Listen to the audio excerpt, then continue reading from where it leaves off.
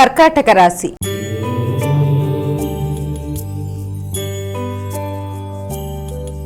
అమ్మ, కర్కాటక రాశి వారికి ఎలా ఉంది రోజు? కర్కాటక రాశి వాళ్ళకి ఆలోచనలలో ప్రశాంతత అనేది కొంతవరకు తగ్గుతుంది.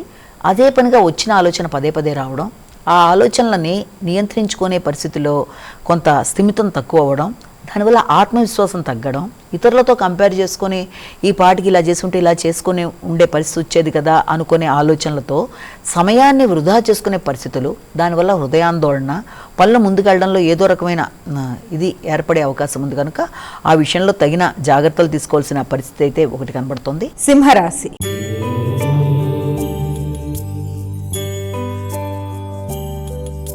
అమ్మ, సింహరాశి వారికి ఎలా ఉంది రోజు? ఈ సింహరాశి వాళ్ళకి వృత్తికి సంబంధించిన విషయాలలో ఎక్కువ శాతం కృషి చేస్తారు.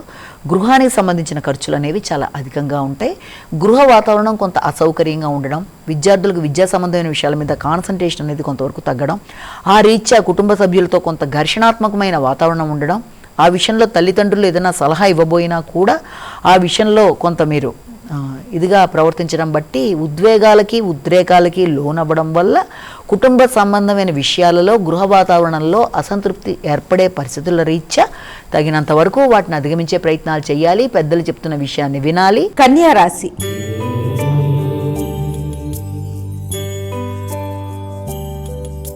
అమ్మ, కన్యా రాశి వారికి ఎలా ఉంది రోజు? ఈ కన్యా రాశి వాళ్ళకి ముఖ్యమైన విషయాలలో అంటే ఏదన్నా సాధించాలి అని ఏదైతే విషయంలో ఆలోచిస్తున్నారో ఆ విషయంలో కొంత నాయకత్వ లక్షణాలు, స్థిరత్వం, ఉద్వేగాలు మొదలైనవి చాలా ఎక్కువగా ఉంటాయి. మొదటి పాయింట్. అయినప్పటికీ కూడా ఏదైనా ఎదురు చూస్తున్న విషయాలలో మీ యొక్క లక్ష్యాలు ఏర్పరచుకుని లక్ష్య సాధన దిశగా చేసే ప్రయత్నాలని అధికంగా చేస్తారు. వ్యక్తుల సహకారం అనేది ఏర్పడుతుంది. దాంతో అనుకున్న పనులు సాధిస్తారు. ఎదురు చూస్తున్న వర్తమానాలు అందుకుంటారు. అలాగే ఆశయ సిద్ధితో ముందుకు వెళ్ళడానికి చేసే ప్రయత్నాలలో కొంత శక్తి, ఉత్సాహం పెరిగినప్పటికీ కూడా ఉద్వేగాలని, కోపాన్ని నియంత్రించుకోవాలి.